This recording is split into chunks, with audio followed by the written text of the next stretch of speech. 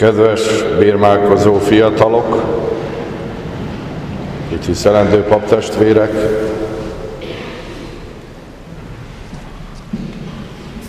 Krisztusban szeretett testvéreim! Húsvét 8. napján, amikor megjelent újra Jézus a tanítványoknak, akkor először köszöntötte őket: békesség nektek. Azzal a köszöntéssel, ami az ő hazájában általános volt, mind a mai napig használják a shalom szót, de az ő köszöntése még többet jelentett attól, amit addig megszoktak, mert azt mondotta, hogy az ő békéjét hagyja ránk, azt a békét, amit a világ nem adhat meg. És ezek után egy ajándékot adott, miután az apostoloknak a Szent Lelket átadta, hogy vegyétek a Szent Lelket, akinek megbocsátjátok bűneit, bocsánatot nyer. Akinek nem bocsátjátok meg, az bűnben marad. Ma, ahogy említettem is, Rómában Ferenc pápánk két boldogot, 23. Jánost és II. János Pál pápát szentté avatta. Ez a köszöntés és ez az ajándék kettejükhöz is kapcsolódik. Ugyanis 23. János pápát a béke pápájának is nevezték, abban a korban, amikor még nagyon nagy volt a feszültség a két világrendszer között, ő kiadta a béke enciklikáját, a Pacem in Terris, békét a Földnek, és azt általánosan kijelölte, hogy ne azt keressük, ami elválaszt bennünket, hanem ami összeköt.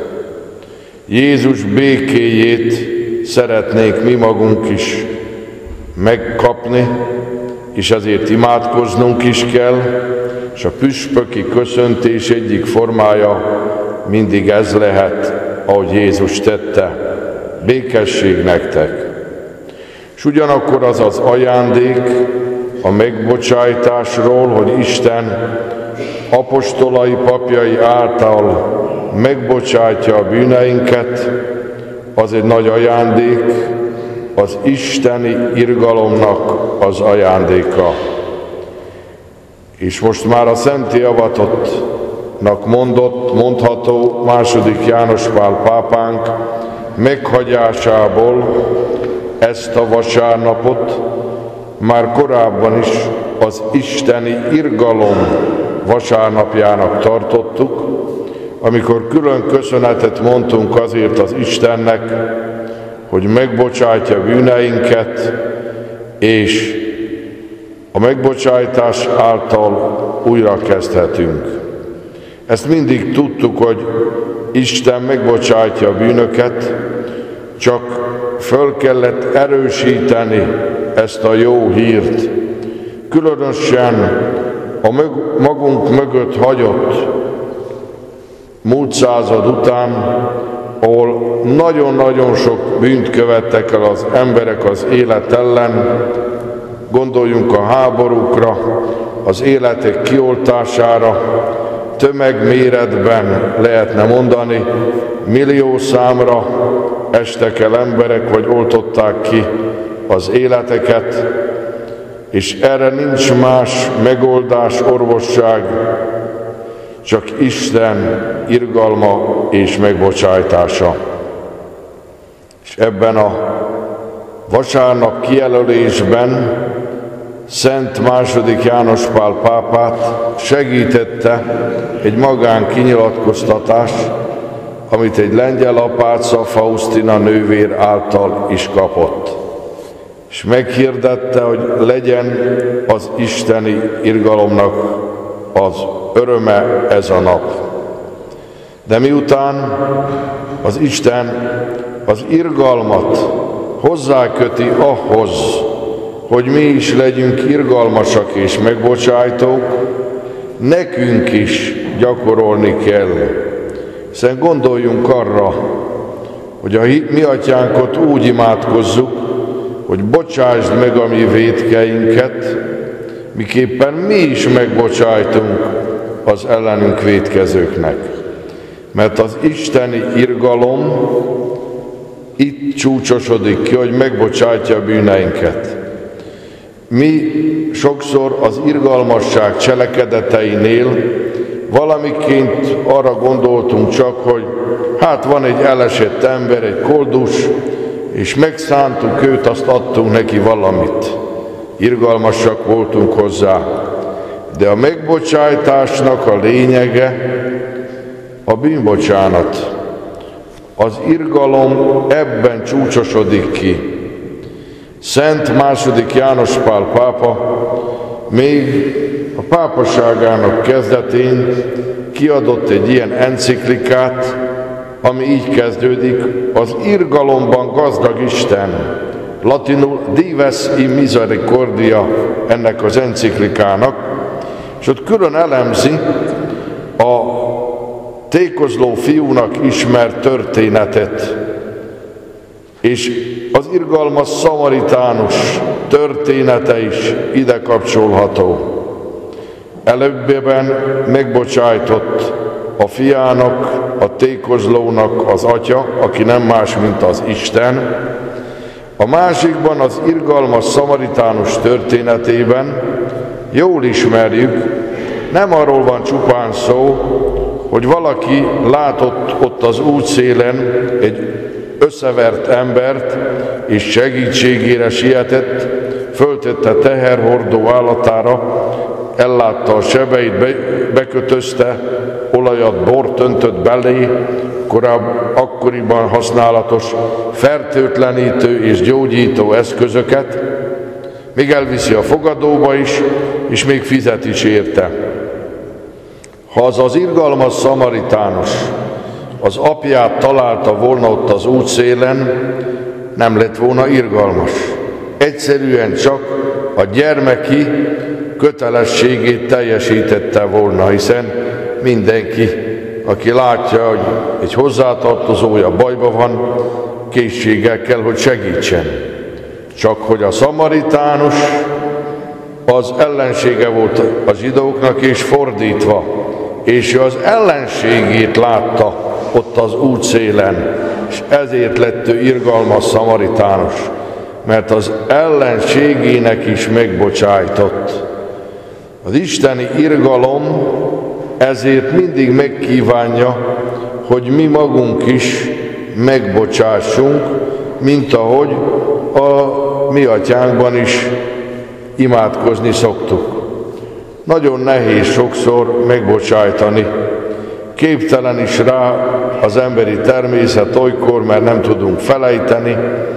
Ilyen a világ, hogy meg kell torolni a rajtunk esett sérelmet, lehetőleg többszörösen is. Ugye, hogy van a mesében, a Ludas Matyi 3-szor veri vissza azt, amit ő kapott, mert mi ilyenek vagyunk emberek, hogy a rajtunk esett sérelmet lehetőleg többszörösen adjuk vissza. És az Isten irgalma nem ezt kívánja tőlünk. Szent II. János Pál pápánk nem csak tanította ezt, hanem meg is élte, hiszen majdnem kioltotta Ali Akcsa az életét, az a merénylő. És bement hozzá, mikor fölgyógyult, bement a börtönbe, és megbocsájtott neki.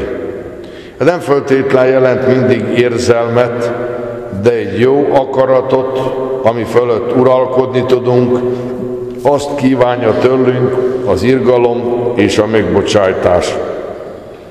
De még ez sem egy könnyen, mert az ember nehezen felejt, és nehezen tud a rosszért jóval fizetni. Ezért is van ott előtte az Úr Jézusnak az ajándék, hogy vegyétek a Szent Lelket. Mert a Szent Lélek által tudjuk ezt megtenni. a saját erőnk nem volna elég hozzá, de a Szentlélek Úristen képesít arra, hogy megbocsájtóak legyünk és jót cselekedjünk. Mert nekünk is irgalmas szívűeknek kell lenni. A kereszténység azt az örömhírt hirdeti, hogy bűneink bocsánatot nyernek, ha megbánjuk azokat, és hirdeti, hogy van üdvösség. De az üdvösségre nem lehet olyannak eljutni, aki gyűlölettel él szívében, és nem is akar megbocsájtani. Egyébként az a boldog mondás, amit Jézus az irgalmasoknak ígért a hegyi beszéd elején, boldogok az irgalmasok, mert majd ők is irgalmasságot nyernek, ez magában hordozza jutalmát. Vagyis aki irgalmat tud gyakorolni, megbocsájtó tud lenni, joggal remélheti azt, hogy Isten hozzá is irgalmas lesz. Mert nem mondhatja el senki se közülünk, hogy neki nincs bűne. Ha ilyet állít, már akkor is bűnt követel, mert akkor hazudik. Minden embernek a szűzanyán kívül van bűne. De ezért fohászkodnunk kell, hogy Isten bocsássa meg nekünk. A húsvét ajándékai között már az is ott van, hogy bűnbánatot tudunk indítani. Azt mondja Szent Péter apostol a levelében, hogy az Isten megadta a népeknek azt az kegyelmet, hogy bűnbánatot gyakoroljanak, hogy bűnbánat legyen a szívükben. Nagy dolog ez, hiszen ma olyan világban élünk, hogy a legnagyobb életellenes bűnöket is sokszor úgy veszik az emberek, hogy egyszerűen nem bánják meg. Mintha nem is történne semmi azáltal, hogy ő egy embernek az életét kioltotta. Talán még emlékszünk rá, hogy fél éve tájt volt az, hogy a Tisza mentén egy papot megöltek. Egy olyan gyerek ölt meg, akit annak idején sokszorosan segített ez a pap. És én érdeklődtem róla, hogy mi lett vele, hogy összetört lelkileg. És azt mondják, akik ott ismerték, ellenkezőleg. Mi majdnem büszke volt rá, hogy ő híres ember lett. Hát én inkább azt mondanám, hogy hírhett ember lett. De nem, hogy bűnbánatot indított volna, hanem én most ismert emberré lettem.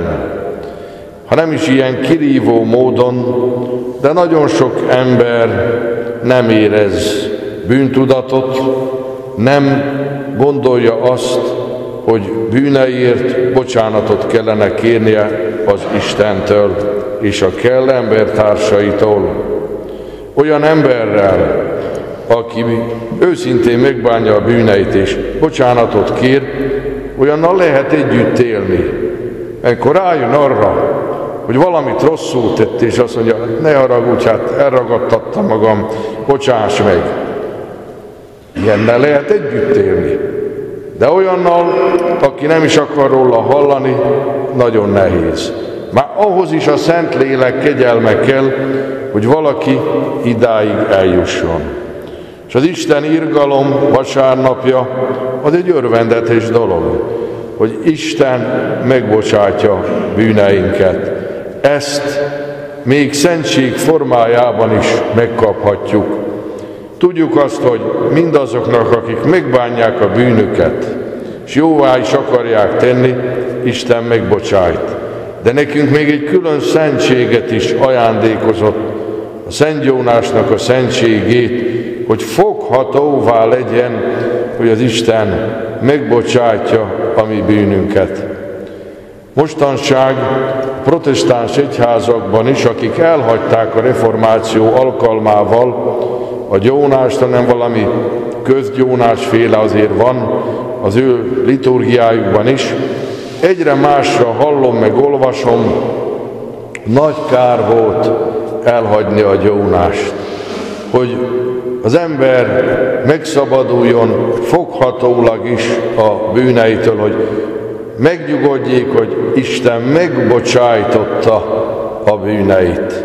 De nem azt jelenti, hogy akkor utána vétkezzünk bátran, mert hát majd megbánom, majd kapok rá feloldozást. Nem.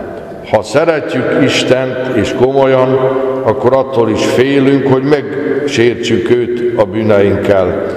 Tehát az isteni irgalom az ellenkezőleg nem fölbátorít a bűnre, hanem arra, hogyha Isten jó volt hozzám, megbocsájtotta bűneimet, akkor én is tudjak megbocsájtó és irgalmas lenni.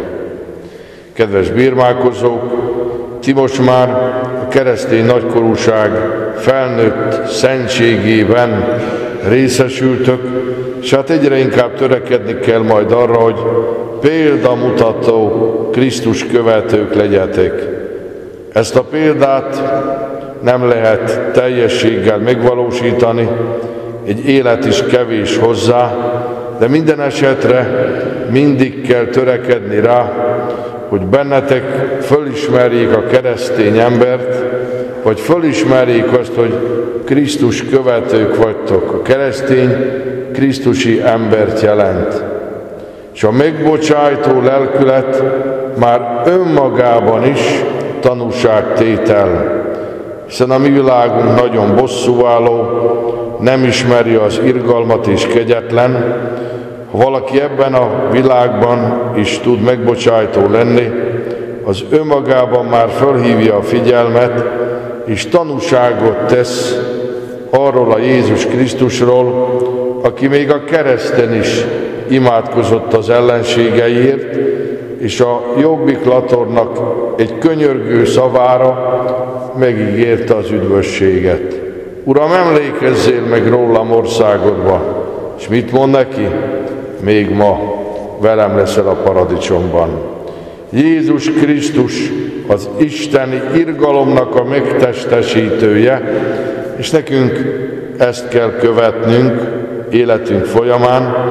Ehhez is kell kérni a Szentlélek ajándékát, azt a kegyelmet, hogy így tudjunk élni ebben a világban, és az az életforma, ami keresi és követi Isten irgalmának az utánzását, az lelki derűt ad, mert hihetjük és remélhetjük, hogy hozzánk is irgalmas lesz majd az Isten.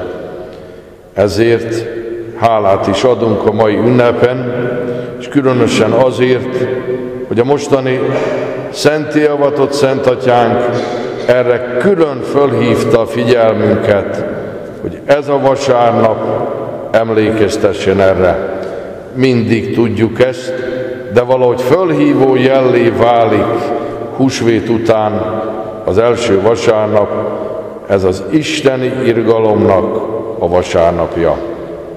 Így ünnepeljünk, így vegyétek a szent lelket, és kérjétek azt, hogy Isten irgalmasságát saját magatok megbocsájtó lelkületével kövessétek, és így teljesedjék ki a szeretet az emberek között a megbocsájtás által is, a szeretetnek a civilizációja, hogy II. János Pál pápánk szerette megfogalmazni ezt a programot a mai világban, hogy nekünk a szeretet civilizációját kell gyakorolni, megvalósítani és hirdetni. Ehhez adjon nektek a Szentlélek Úristen erőt, én ezért imádkozom. Amen.